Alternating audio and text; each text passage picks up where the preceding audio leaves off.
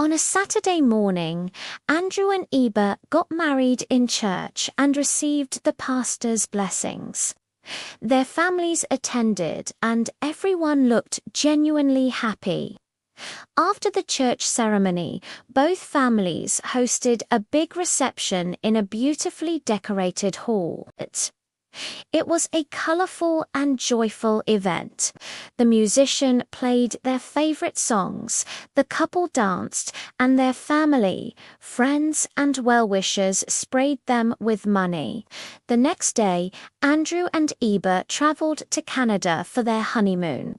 They spent 1 week in Toronto and another week in Vancouver.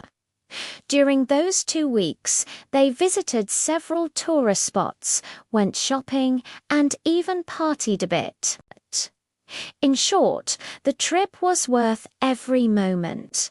Afterwards, they returned to Nigeria and settled back into their well-arranged apartment in Lekki, Lagos. They stayed home for another week before resuming work. Mr. Andrew Phillips was a lawyer who owned his own firm with a few employees. His wife Eba was a baker who hoped to open her own baking school in the future.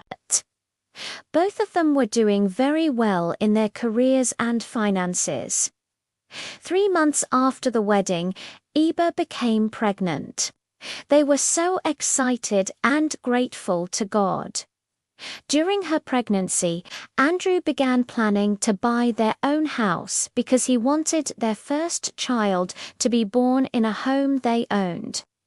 Eba agreed, and at the same time she began shopping for baby items both online and in stores.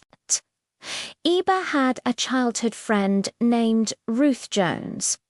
Ruth got married 3 years before Eba and was also pregnant around the same time.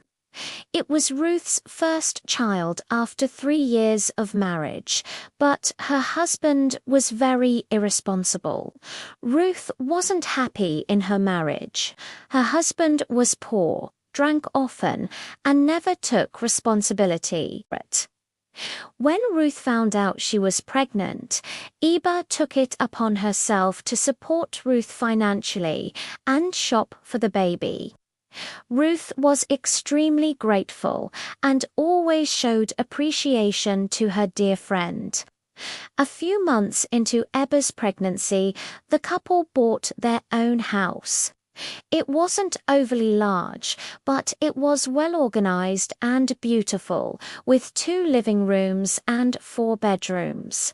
Eba and Andrew planned to take 1 room each for their personal use, a 3rd room for the baby, and the last room for guests.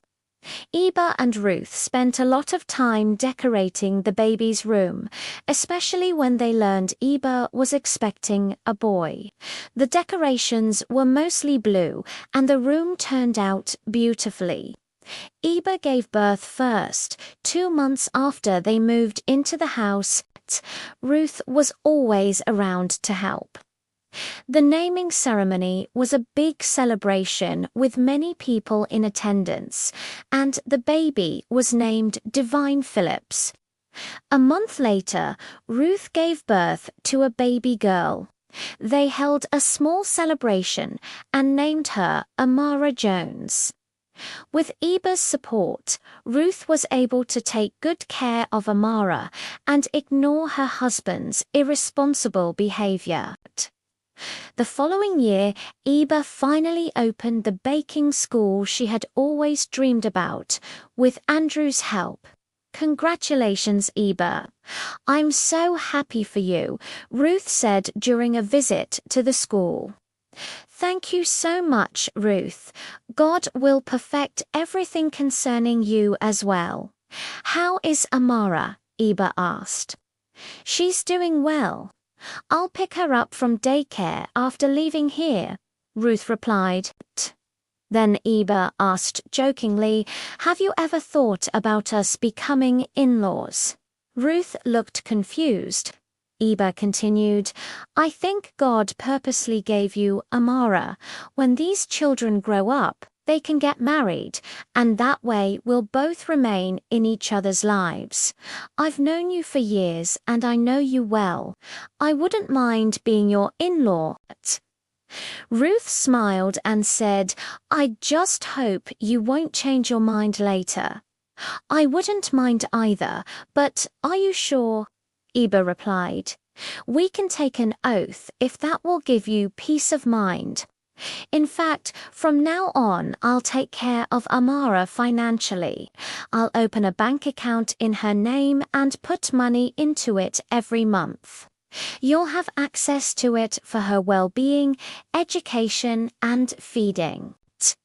Ruth hugged her tightly and said, Thank you so much, Eba.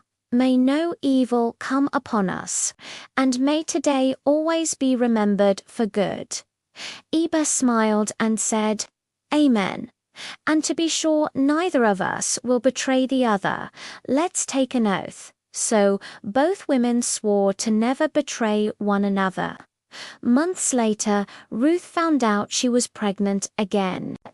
She informed her husband, who was overwhelmed especially since he had just lost his job due to his drinking and Amara was barely 2. Ruth reassured him that Eba would help, even telling him about the bank account. But he didn't believe it would solve anything. One day, he packed his things and disappeared, leaving a letter behind. In it, he told Ruth not to look for him because he had intentionally walked away from the marriage. He promised to return only when life got better for him. Ruth cried bitterly and was deeply saddened. Eba continued supporting Ruth emotionally and financially, reminding her not to worry. Ruth worked as a civil servant for the federal government, but even with her income, Eba still helped. A few months later, Ruth gave birth to another baby girl named Amara. 2 years passed. One afternoon, while at work, Eba received a phone call from a hospital. Andrew had been involved in a terrible accident, and she was needed urgently. She immediately closed for the day and asked her driver to take her there. Sadly, upon her arrival, she was told Andrew had taken his last breath just seconds earlier. Eba broke down, screaming and rolling on the hospital floor, refusing to be consoled. Andrew died at 35, leaving behind Divine at just 4 years old.